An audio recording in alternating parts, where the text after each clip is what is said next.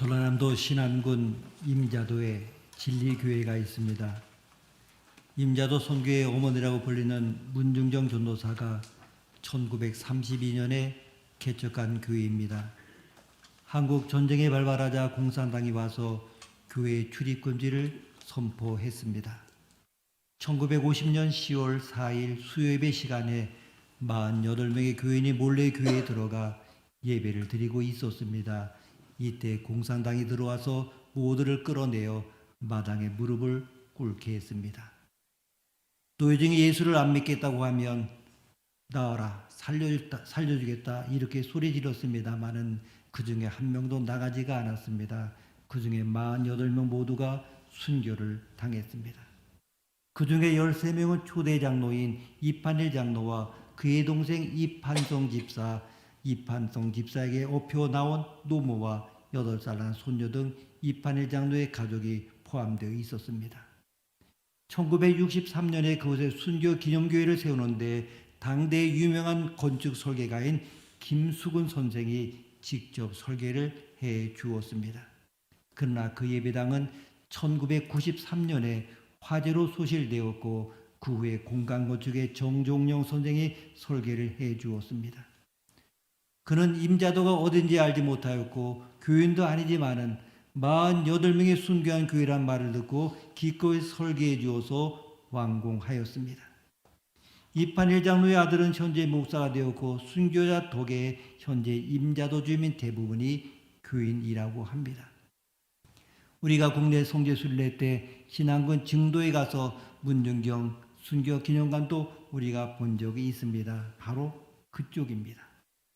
정말 교회를 지키고 예배를 사랑하는 이런 성도들이 한국교회를 굳건하게 세웠습니다. 교회가 세워지면 그곳에 있는 교인들이 바로 교회를 지키고 예배하고 그리고 사랑할 때 바로 오늘의 교회를 굳건하게 세우는 것입니다. 우리 교회도 그렇게 굳건하게 세워져 가는 것입니다. 하나님의 사람은 그 안에 하나님이 있습니다. 그리스도에는 그 안에 그리스도가 있습니다. 하나님을 믿고 그리스도를 믿는 자에게는 예배가 있습니다. 예배가 있는 백성은 복을 받은 백성입니다. 예배할 줄 아는 사람은 복을 받은 사람입니다. 이사야서 46장 3절에 야곱의 집이요 이스라엘 집에 남은 모든 자여 내게 들을지어다 이렇게 말씀하고 있습니다. 야곱의 이름이 이스라엘이 되었습니다. 하나님께서는 야곱에게 이스라엘이라고 하는 이름을 지었습니다. 하나님은 야곱 때문에 이스라엘을 복주십니다. 선민으로 모든 권리와 은혜를 받게 하십니다. 선민으로서의 권리와 은혜가 무엇인지 여러분 아십니까? 이것은 바로 예배하게 하시는 것입니다. 지금은 그렇지 않습니다만 옛날 같은 거 보면은 간혹 산소를 잘못 찾아서 엉뚱한 묘에 성묘하는 경우가 있습니다. 그 산소의 주인이나 자녀가 와서 보고선 깜짝 놀랍니다. 산소의 주인이 말합니다. 당신이 누군데 우리 아버지 산소에 와서 절하고 울고 있습니까? 이렇게 하지 않겠습니까?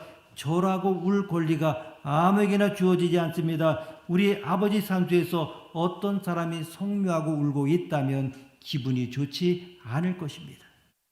예배의 권리는 이스라엘에게 주신 하나님의 은혜입니다. 우리가 하나님을 아버지라 부르고 하나님을 예배의 대상으로 섬기는 것은 놀란 은혜이며 특권입니다.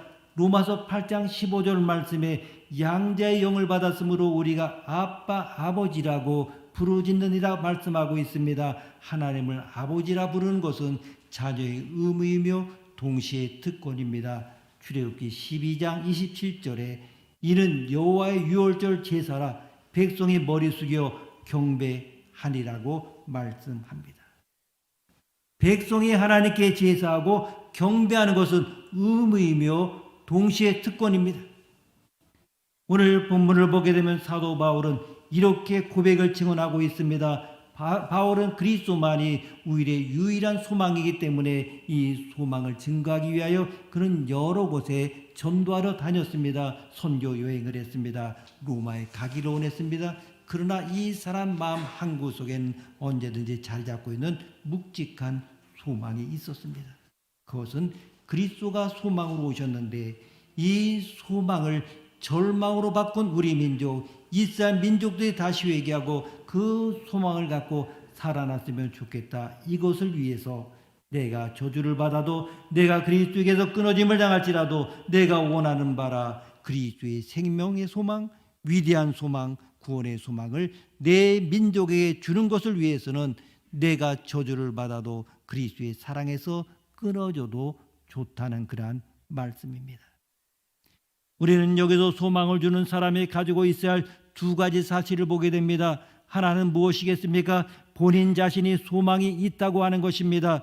소망을 주는 사람은 그 사람 속에 먼저 소망의 근거가 분명합니다. 말씀으로 주신 소망의 근거가 분명합니다. 그리스도의 십자가의 사건으로 주어진 소망의 근거가 분명합니다. 그리고 자기 속에 실현된 소망이 있습니다. 하나님이 나를 이렇게 사랑하셨구나.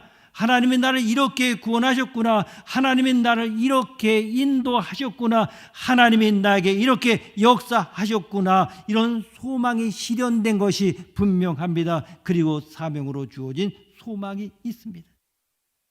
그의 삶의 자리를 보게 되면 소망의 이야기로 가득 차 있습니다. 소망을 주는 사람은 자기 주변에 절망의 이야기가 없습니다. 탄식이 없습니다. 한숨의 이야기가 없습니다. 오히려 소망의 이야기로 가득 차 있습니다. 이것이 바로 능력입니다. 이것이 기쁨입니다.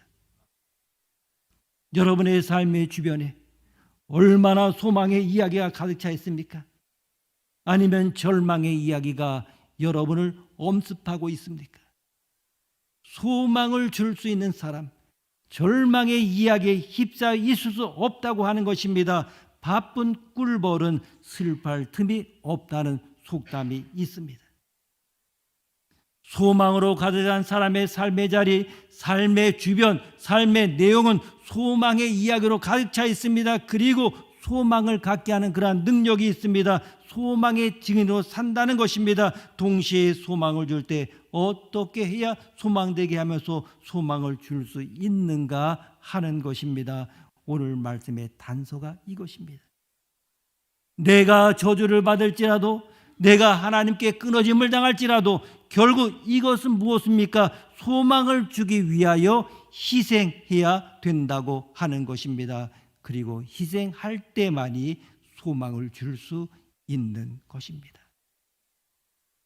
로마서에서 바울은 하나님의 은혜로 구원받고 이방인의 사도가 된 자로서 로마에 있는 그리스도인에게 구원의 도리에 대하여 말하고 있습니다. 즉 그는 모든 인류가 죄인인데 예수 그리스도를 믿음으로 구원받을 수 있고 이 믿음은 하나님의 은혜에 의해서 거저 얻는 것이라고 말합니다. 그리고 이렇게 말하고 있는 바울 자신이 누구보다도 하나님의 엄청난 사랑에 의해서 구원받은 것에 대하여 기뻐하고 있습니다. 그런데 이렇게 큰 구원의 기쁨을 맛본 바울에게도 마음에 커다란 고통이 있었는데 이러한 고통스러운 심경이 오늘 본문에 나오는 것입니다. 앞서도 말씀드렸습니다마는 3절 말씀 우리가 함께 읽겠습니다. 3절입니다. 나의 형제 곧 골육의 친척을 위하여 내 자신의 저주를 받아 그리스도에게서 끊어질지라도 원하는 바로라. 아멘. 바울은 예수를 믿자고 핍박하며 결국은 구원받지 못한 골육 친척 형제로 인하여 마음에 큰 고통이 있었던 것입니다. 하나님의 자녀로 살아가며 예수를 믿으며 정말 그 앞에 예배하는 그런 삶을 살기를 바랬지만은 정말 하나님께 진정한 제사를 드리는 그런 민족으로 살기로 했지만은 그 민족이 하나님의 품을 떠나 있었습니다. 이러한 바울의 마음이 곧 우리의 마음이 되어야 됩니다. 우리 안에도 내 민족과 내 골육 친척의 구원으로 인한 큰 고통과 근심이 있어야 하는 것입니다.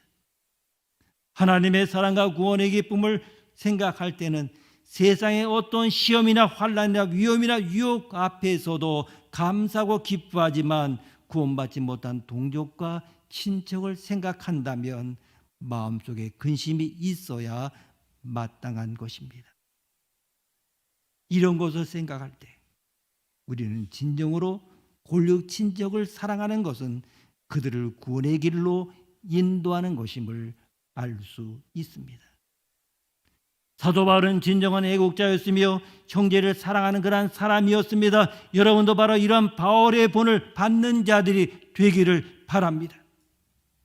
하나님의 자녀, 하나님의 백성에게는 아버지라고 부르는 특권이 있습니다. 그 아버지 하나님께 예배하는 특권이 있습니다. 세상에는 예배하지 못하는, 예배할 줄 모르는 사람이 너무나 많습니다.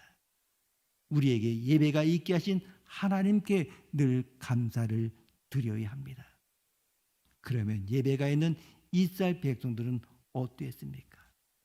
어떻게 우리는 우리 가정을 구원할 수 있습니까?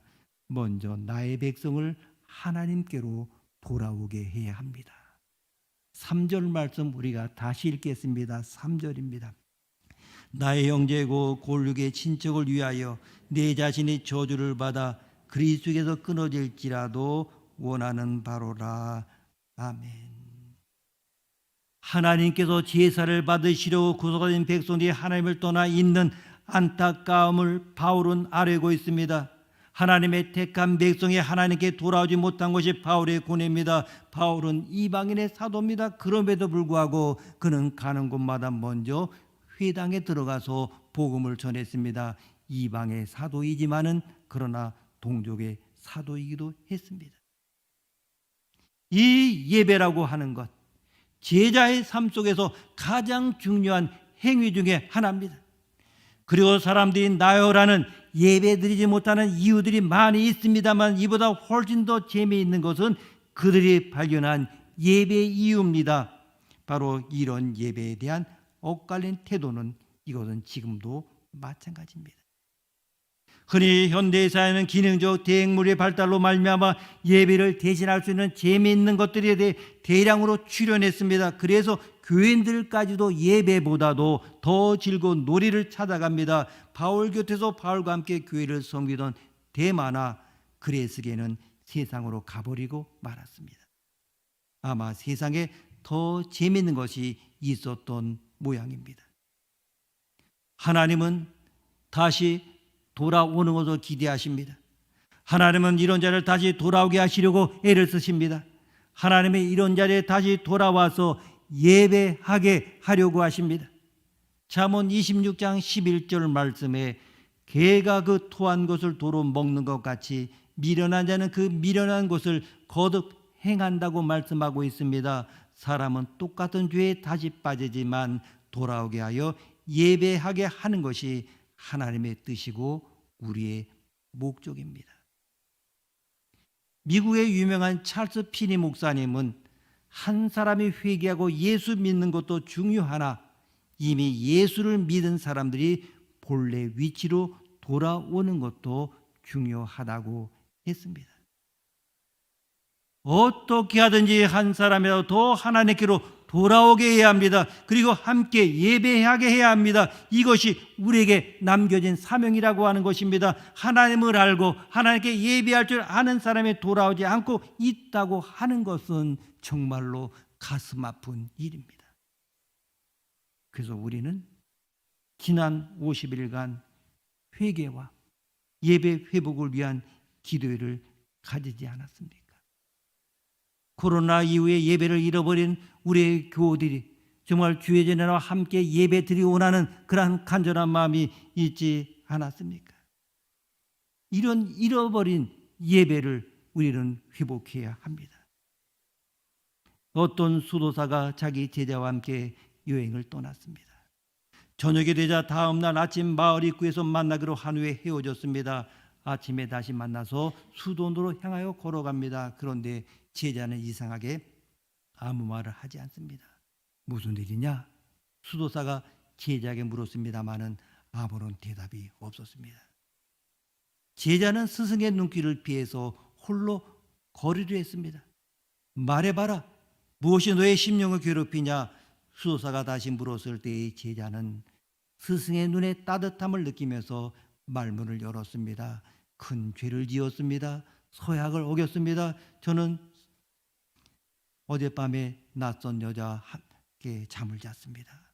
저는 스승님과 함께 수도원에 들어갈 자격이 없습니다. 이렇게 말했습니다. 스승은 제자를 감싸 안으며 나와 함께 수원에 들어가자.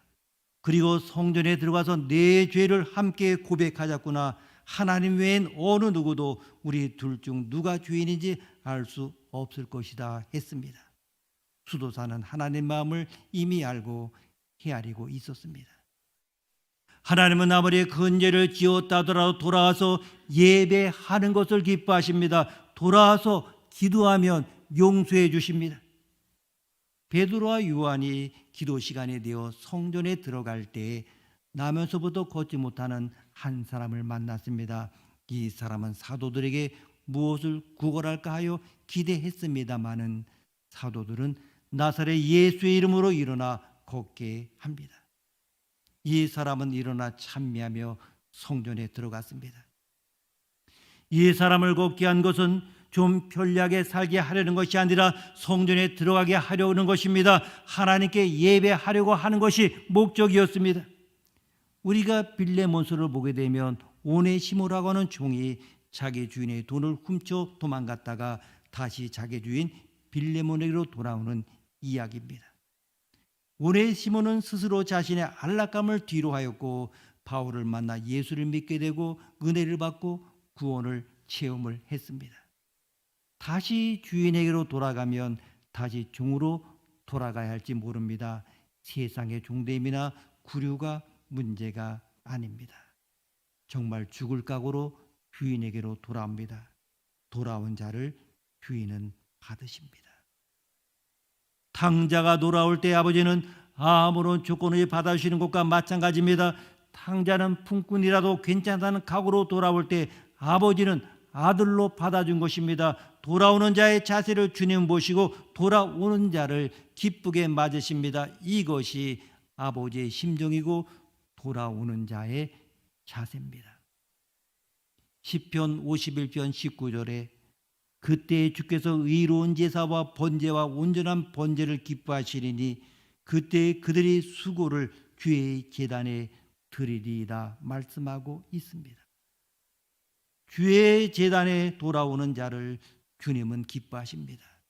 주님께 예배하러 돌아오는 자를 주님은 기뻐하십니다. 모든 하나님을 떠나 있던 하나님의 백성들이 돌아와서 예배하는 것을 기대하시는 우리 하나님이십니다. 그리고 두 번째로 하나님의 백성에게는 예배가 있습니다. 4절 말씀 함께 읽습니다. 4절입니다.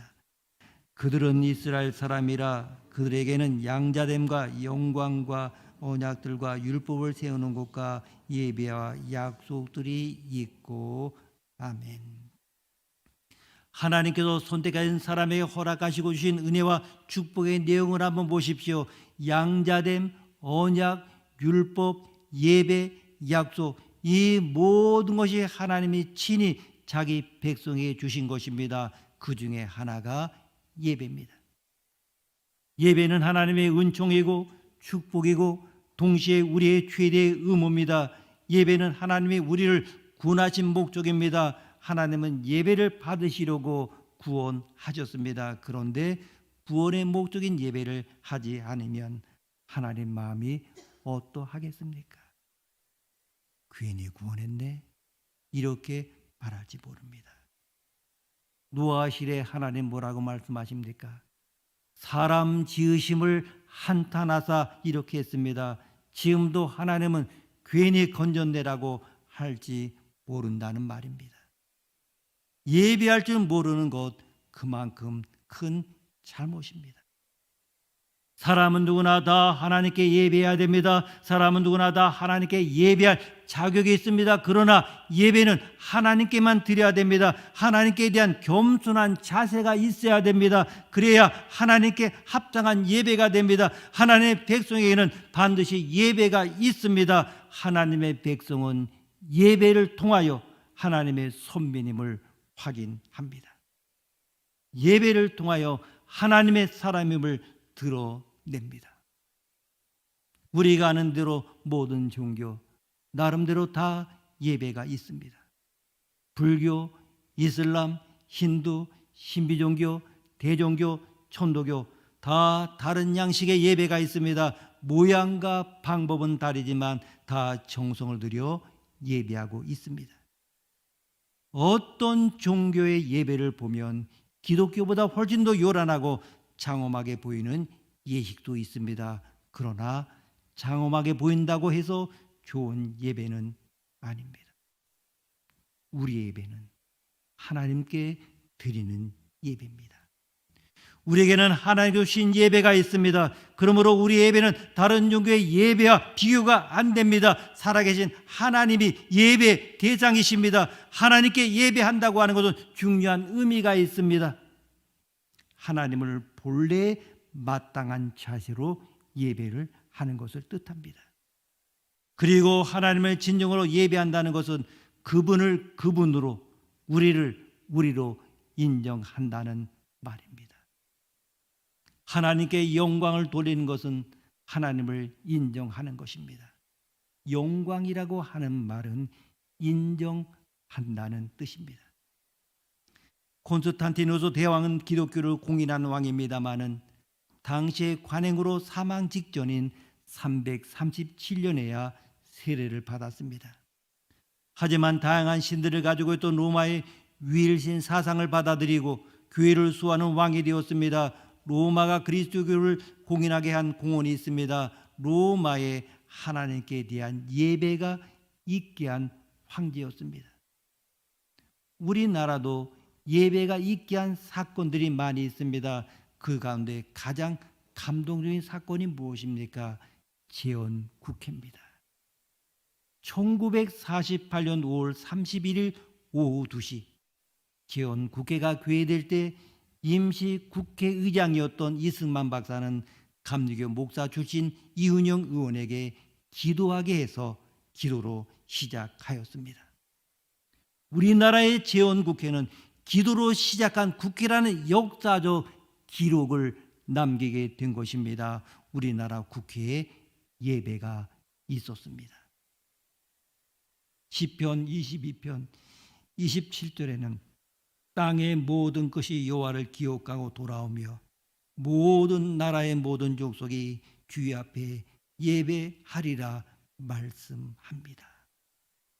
땅끝까지 복음이 전파되며 땅끝에 있는 모든 족속과 나라에 하나님께 대한 예배가 있게 하라는 뜻입니다. 이것이 하나님이 우리에게 분부하신 것이고 가장 기뻐하시는 일입니다.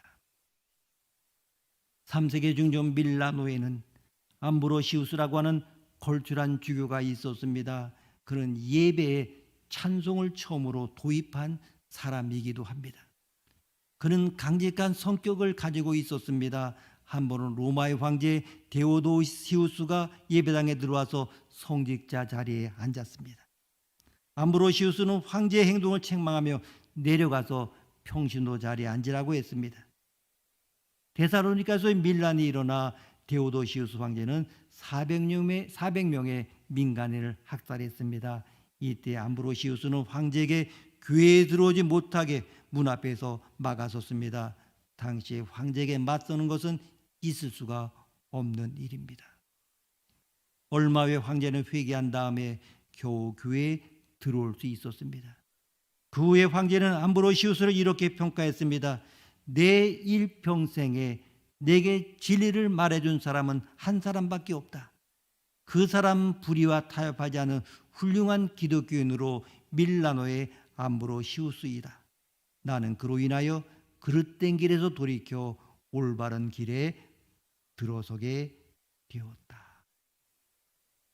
누구에게나 교회는 예배하는 곳입니다.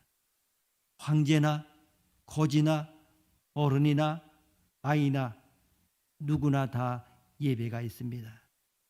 교회는 예배하러 오는 곳입니다. 오래전 세난도라고 하는 영화가 있었습니다. 미국의 남북전쟁 당시 네 아들의 아버지가 세 아들 다 전쟁에서 잃었고 막내 아들마저 강제로 전쟁에 끌려갑니다. 막내의 생사를 할 수가 없어서 아버지의 시름이 깊어지는데 추수감사절 예배를 드리는 도중에 막내가 다리를 절면서 교회 문을 열고 들어옵니다. 아버지는 본능적으로 교회 문이 열리는 소리를 듣고 뒤를 돌아보고 아들을 맞습니다. 아버지와 아들은 아무 말 없이 부둥켜 안고 눈물을 흘리며 예배를 함께 드립니다.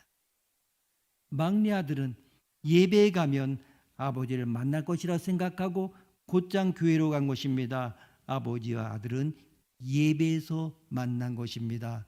아버지와 아들은 예배가 있습니다. 미국의 허드슨 연구소에서는 유럽의 역사를 정리하면서 지금도 박해를 받는 그리스도인들의 숫자가 정말 엄청난 정도 늘어나고 있는데, 이 숫자는 박해를 받았던 유대인의 숫자에 버금가는 것이라고 했습니다. 해마다 전 세계적으로 15만 9천 명의 그리스도인이 예수를 믿는다는 이유만으로 순교하고 있습니다. 2억에서 2억 5천만 명 가량의 그리스도인들이 육체적, 정신적 박해를 받고 있습니다. 4억 명에 이르는 사람들이 마음 놓고 예배를 드리지 못하는 실정입니다. 우리가 정말 마음껏 하나님께 예배 드릴 수 있는 것을 감사할 수 있기를 바랍니다.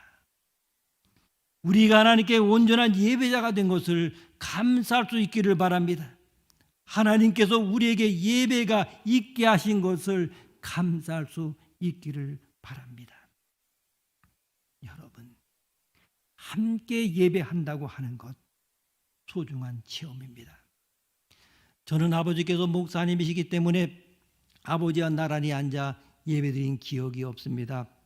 아주 어렸을 때 휴가를 갔을 때 어느 지역에 양산 밑에 원래라고 하는 곳이 있는데, 하여튼이 주일날 그 예배를 참석하게 되는데, 마침 그 교회 목사님이 아버지에게 설교를 부탁하니까 아버지 설교하고 저희는 그냥 따로 예배 드릴 수밖에 없었습니다.